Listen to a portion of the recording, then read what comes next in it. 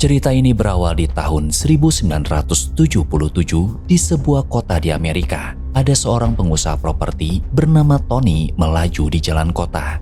Dari radio mobilnya terdengar suara Fred, penyiar favorit yang sangat ia kagumi. Sampai di suatu tempat, karena tangan kirinya terluka, dia kesulitan mencabut kunci yang akhirnya patah. Beberapa saat kemudian, Tony berjalan menuju kantor Meridian Mortgage, sebuah perusahaan hipotek yang membantu orang mendapatkan pinjaman untuk membeli rumah. Di tangannya dia membawa sebuah kotak misterius. Tujuan Tony datang ke sana bukan untuk mengajukan pinjaman. Dia ingin bertemu langsung dengan pemilik perusahaan itu, seorang pria bernama ML. Dikarenakan sebelumnya sudah membuat janji, dia disuruh menunggu. Dan setelah dihubungi, ternyata ML sedang asik berlibur di Florida dan membatalkan pertemuan tersebut. Tony langsung kesal. He's in Florida. I have a meeting with Meridian Mortgages on the books. He's dodging me and the one. Tak lama kemudian, Richard putra ML datang.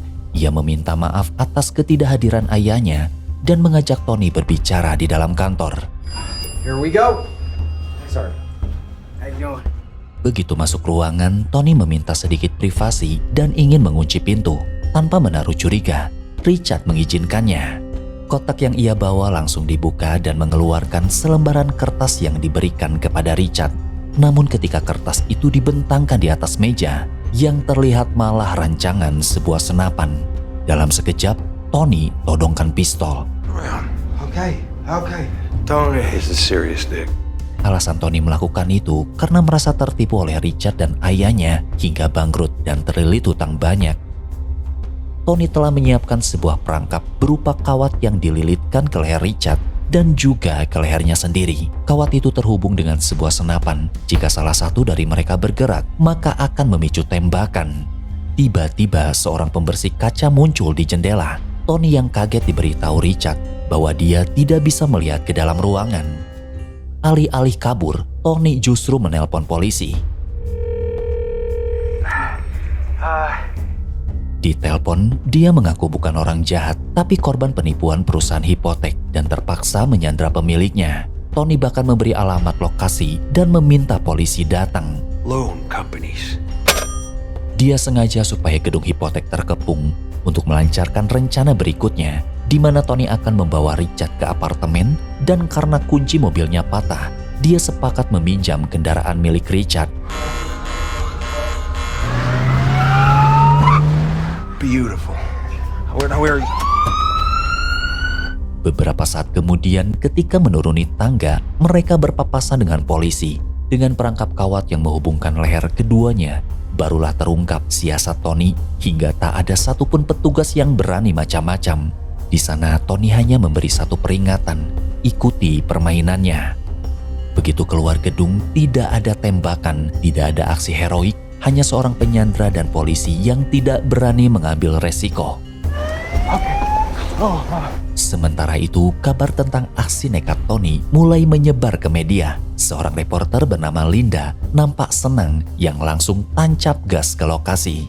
Di tengah perjalanan menuju mobil, seorang pendeta mencoba menghentikan Tony sambil memberi petua agar dia tobat.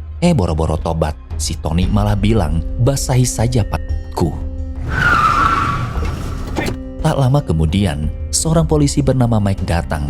Dengan tenang, ia mencoba berbicara, mengajak Tony ngobrol di suatu tempat. Namun ketika negosiasi baru aja dimulai, seorang polisi lain muncul sambil menodongkan pistol. Mike langsung kesal dan menyuruhnya mundur. Hey, get in the left. Get in the left. I can.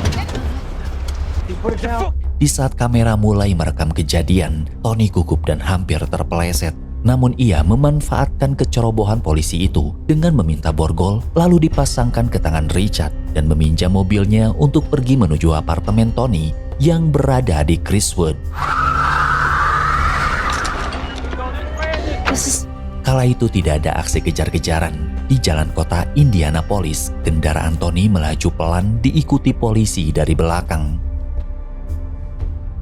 Dengan posisi tangan di borgol sambil ditodong senapan, Richard menyetir dengan panik, sementara Tony malah santai membahas soal musik hingga hilang fokus sampai mobilnya oleng. How does that feel? Tony, just give me some slack, okay? Begitu sampai di depan gedung apartemen, sebelum keluar mobil, Tony mencoba menggunakan intercom untuk berkomunikasi dengan polisi. Namun yang terdengar justru bunyi sirene. Fucking shit show. Setelah Mike menjelaskan cara menggunakannya, intercom terhubung, Mike langsung minta izin untuk mengevakuasi penghuni apartemen. Takut dikelabui polisi, Tony marah dan mengancam akan meledakkan gedung jika ada yang mencoba masuk. Mike pun langsung tunduk dan ikut mengawal Tony membawa sandranya ke dalam gedung. Tell him to stay back. Going up the stairs. Up here. Stop, stop, stop. Di dalam apartemen setelah Richard duduk, kawat di leher Tony dipindahkan ke cantelan besi. Senapan tetap mengarah ke wajah Richard sementara tubuhnya diikat erat. Di tempat lain di sebuah stasiun radio, Fred penyiar yang jadi panutan Tony sedang menegur Jem yang terlalu asik mendengarkan musik. Kita dibayar untuk memutar lagu, bukan menikmatinya. Tanpa mereka sadari, salah satu pendengar setia acara itu adalah Tony. Mengetahui jadwal siaran Fred, radio pun dinyalakan. Tony lalu membuatkan Richard segelas susu, mencoba mencairkan suasana sambil ngajakin ngobrol. Dengan santai, Tony meminta pendapat tentang alat yang ia buat. Katanya butuh berminggu-minggu untuk merancang alat itu. Percakapan perlahan berubah menjadi curhat. Dia mulai cerita tentang masa lalunya. Dulu pernah berjualan es, menjual mobil bekas, bahkan membersihkan taman, sampai akhirnya berhasil menjadi pengusaha properti. Semua itu dilakukan karena satu hal, dia tidak ingin menjadi seorang kriminal. Namun sejak tergiur pinjaman hutang, hidupnya jadi bobrok dan membawanya ke titik ini. Sementara mereka asik ngobrol, di luar Mike mulai mengevakuasi seluruh penghuni apartemen. Namun di tengah kepanikan itu, Linda malah sibuk meliput siaran langsung, sehingga Mike mengusirnya. Linda malah memanfaatkan Mike untuk langsung diwawancarai. Dikabarkan kasus itu akan dipimpin oleh kepala polisi bernama Gallagher, didampingi Frank yang mengaku mengenal baik Tony. Saat Mike ikut bergabung, mereka mulai membahas tentang tim penembak jitu. Namun dari balik jendela, pergerakan itu terlihat oleh Tony. Dia langsung marah, berteriak, dan mengancam akan meledakkan gedung. Rencana melibatkan polisi justru membuat situasi makin rumit. Tony mulai kewalahan dan kembali terpancing emosi. Dia menyinggung lagi perbuatan Richard serta ayahnya yang dianggap telah menghancurkan hidupnya. Tak lama kemudian kepala Gallagher menelpon. You're gonna wanna listen to this. Offered to buy you. Exactly! I was in leasing, not selling for. Taking that land, providing services and Couldn't let the little car get away, could you? Setelah meluapkan amarah, Tony akhirnya menyampaikan rencana berikutnya. Dia menuntut dibuatkan surat resmi untuk menekan perusahaan Meridian Mortgage. Utangnya harus dihapus, kerugian yang dialami harus diganti, dan yang paling penting, dia harus dijamin bebas dari penjara. Namun tuntutan itu belum selesai. Di hadapan banyak orang, ML juga harus datang dan meminta maaf secara langsung. Fuck off! Usai menelpon, Richard mengeluh karena borgol di tangannya terlalu ketat. Sikap Tony yang semula marah-marah tiba-tiba berubah lebih tenang. Dikarenakan tidak memiliki kunci borgol itu, ia memberi pilihan lain. Richard boleh menelpon istrinya. Di dalam berita yang beredar, Tony sebenarnya punya tanah sendiri untuk membangun pusat perbelanjaan. Namun perusahaan hipotek malah mengarahkannya ke lokasi lain. Tony akhirnya mengambil pinjaman untuk proyek itu, sementara perusahaan tersebut hanya menunggu hingga hutangnya menumpuk dan cicilan terus mengalir. He disappeared in more than 200. No, you're gonna listen. Appreciate you taking the call. Tell him I'm sorry. Tony, Di apartemen setelah Richard diberi kesempatan menelpon, tak lama kepala Gallagher memberi kabar bahwa Jimmy saudara Tony akan datang. Mendengar itu, Tony langsung girang. Seorang jaksa bernama Mark kemudian mengambil alih negosiasi dan meminta Tony menyalakan TV untuk membahas kesepakatan. That's really important to me, you know. Meridian Mortgage has already sent a notice. situation is unfolding. Di sisi lain, Richard diam-diam mencoba meraih pistol di atas meja yang nyaris ketahuan. Di saat siaran berlangsung, Tony marah karena permintaan maaf tidak disampaikan oleh ML, malah diwakilkan kepala keuangannya Tuan Chapman. Merasa tidak puas dan curiga itu hanya taktik polisi, Tony meminta Jimmy mendampinginya mengurus semua dokumen tuntutan sambil menunggu ML datang dan meminta maaf secara langsung. Fucking lips. The real side of the story, the fucking truth. No, I don't know. Do you... Doesn't Indianapolis. Disappearing into it. All right? Di stasiun radio setelah Fred menutup siaran, Mike memberitahu bahwa Tony ingin berbicara lewat telepon. Mendengar itu Fred kaget. Tony mengenalnya. Dia pun lalu kembali ke studio. Di awal percakapan Tony terdengar senang karena akhirnya bisa berbicara langsung dengan idolanya. Fred menjelaskan bahwa obrolan mereka direkam dan hanya akan disiarkan jika mendapat izin pihak berwenang. Tony setuju, lalu mulai bercerita dengan penuh amarah dan sumpah serapah yang membuat Fred segera mengakhiri percakapan dan berjanji akan menyiarkannya keesokan pagi. Sebelum telepon ditutup, Tony sempat meminta maaf atas kata-katanya. Oh, shit.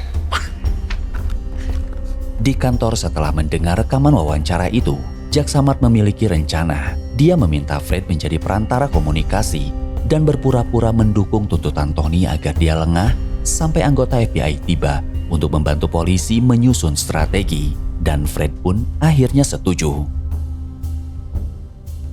Kembali ke apartemen, ketika Richard meminta izin ke toilet, dengan tangan masih terborgol, dimasukkan ke dalam bathtub lalu meninggalkannya di sana. Hingga keesokan paginya rekaman percakapan Tony disiarkan di radio, membuat sebagian pendengar pada tertawa. Bahkan Tony sendiri tidak menyangka. Sambil makan donat, ia cerita ke Richard bahwa Fred sangat mendukungnya dan sekarang udah jadi bestie, bisa menelpon kapan aja.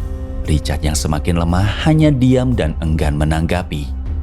Namun melalui siaran TV, Tony melihat tim penjinak bom datang dan berusaha menyusup ke dalam apartemen. Dia langsung berlari ke arah jendela sambil teriak-teriak. Setelah itu Tony menelpon Fred dan meminta agar diadakan konferensi pers di televisi nasional supaya ia bisa berbicara langsung kepada rakyat. Sebelum menutup telepon, Tony sempat berkata, "I love you, Fred." Kata-kata itu membuat istrinya geli dan malah jadi bahan candaan. Kemudian Jimmy, saudara Tony, akhirnya tiba bersamaan dengan kepala agen FBI bernama Patrick. Di dalam kantor, sebuah pertemuan digelar. Di sana sudah menunggu Gallagher, Mike, dan Frank. Tak lama kemudian Jack Samad ikut bergabung, lalu mereka mulai menyusun strategi. Di tengah diskusi, Patrick menilai Tony sebagai orang yang detail, terkontrol dan tidak mudah kehilangan kendali. Dari cerita para anggota, dia melakukan analisis psikologis dan merangkai kondisi yang dialami Tony. Kesimpulannya Tony hanya ingin dihormati. Oleh karena itu kunci terakhir adalah menghubungi ML untuk meminta maaf secara langsung. Gallagher kemudian menelpon dan memberitahu bahwa ML ingin berbicara dengan putranya sebelum berdialog dengan Tony. Tony setuju dan menyerahkan telepon itu kepada Richard. Di awal percakapan, Richard ingin ayahnya meminta maaf kepada Tony. Namun ML terdengar tidak peduli. Dia malah membahas aturan bunga pinjaman, membuat situasi semakin rumit. Ketika Richard terus mendesaknya, ML tega berkata, "Senjata ada di kepalamu, kenapa ayah yang meminta maaf?" Mendengar itu Richard langsung kena mental. Well, we the ones apologize. But this is a record. Tony segera merebut telepon dan melontarkan hinaan. Bukannya mereda, ML justru membalas dengan menuduh Tony hanya ambisius mencari uang, tetapi tidak pernah menafkahi keluarganya. Otomatis ucapan itu membuat suasana makin panas. Dan begitu, ML diberi pilihan antara meminta maaf atau melihat putranya mati. Dia malah berkata akan berduka dan meminta Richard terima takdir, lalu menutup telepon.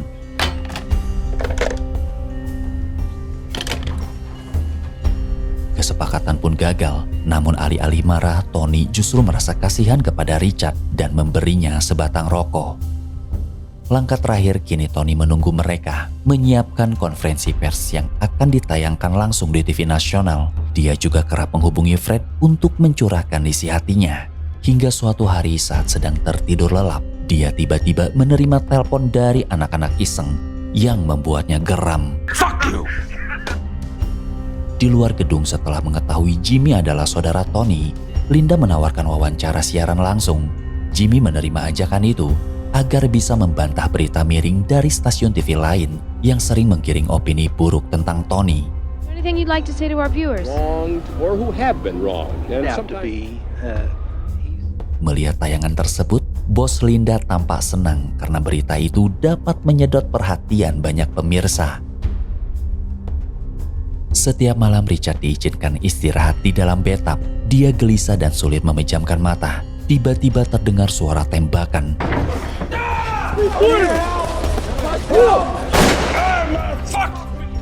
Lalu Tony muncul dengan tubuh berlumuran darah. Ternyata itu hanya mimpi.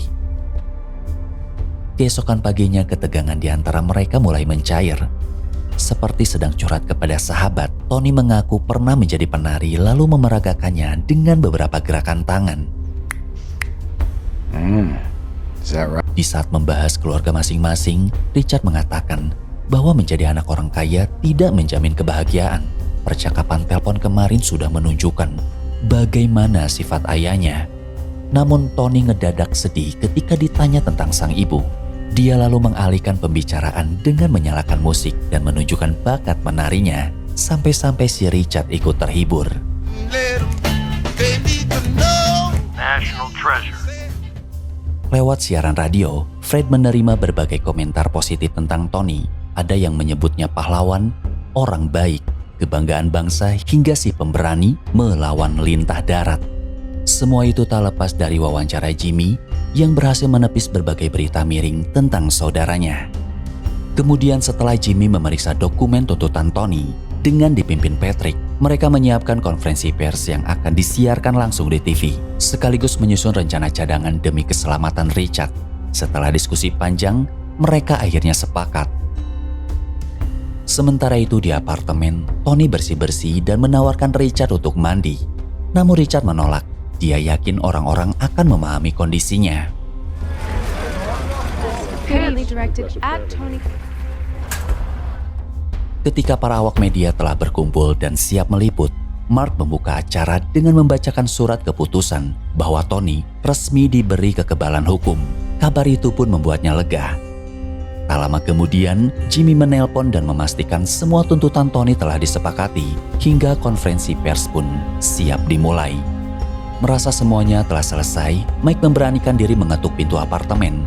Richard terlihat gembira, mengira Tony akan segera melepaskan borgol di tangannya. Namun di luar dugaan, Tony justru kembali memasang perangkap itu, lalu melangkah keluar gedung. Di lorong apartemen, jaksa Mark sudah menunggu sambil membawa surat pernyataan yang dibuat oleh ML. Surat itu kemudian diberikan kepada Richard. Turn the cameras on! You read it. I'm gonna show you something. Sesampainya di depan para awak media, Tony awalnya memaksa Richard membaca surat itu. Namun ia tahan sejenak dan memanggil Fred untuk berdiri di belakang memberi dukungan. Setelah meminta minum dan sedikit tenang, Tony memutuskan membaca sendiri surat itu.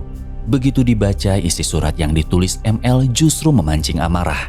Dengan lantang ia membantah setiap pernyataan di dalamnya. Ketegangan sempat memuncak ketika mengancam akan menembakkan senapan. Be a monster. Turn each and every last one of them. A lot of friends of mine are here. Right. You're right. Okay. Stuck to my ear. Namun karena semua tuntutan sudah terpenuhi, emosinya perlahan reda. Tony bahkan terlihat terharu hingga meneteskan air mata. Sementara itu ML yang menonton siaran tersebut justru malah meledek, menyebutnya cengeng sambil memuji Richard. Menurutnya meski terikat, putraku tetap tegar dan tangguh. Untuk lanjut bernegosiasi, siaran langsung dihentikan dan mereka masuk ke sebuah ruangan tertutup tanpa awak media. Come on. Dikarenakan percaya pada Jimmy, tanpa ragu Tony menandatangani dokumen tuntutan itu dan langsung senang saat menerima $5 juta. Perlahan Mike mengambil pistol lalu menyuruhnya duduk agar kawat yang menjerat leher Richard bisa dilepas. Setelah itu, sebagai bukti senapan benar-benar berisi peluru, ke langit-langit Tony tembakan. Get off me! This is over! Fucking go! You arrest me, fuckers! Di tengah kepanikan tersebut, terungkap bahwa Jimmy sebenarnya telah bekerja sama dengan para pihak berwenang untuk menjebak Tony dan mengakhiri penyekapan itu.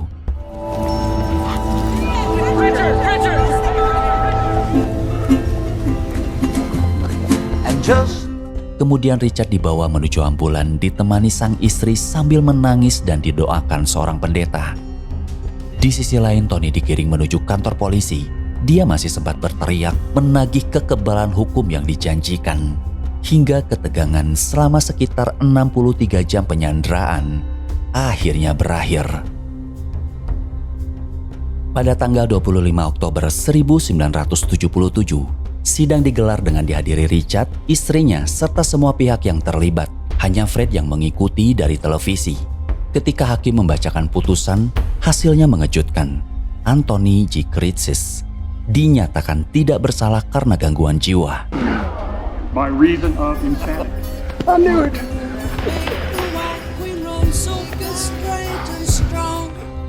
Begitu keluar dari ruangan, Tony langsung dicecar wartawan dan menegaskan satu hal, dia tidak gila.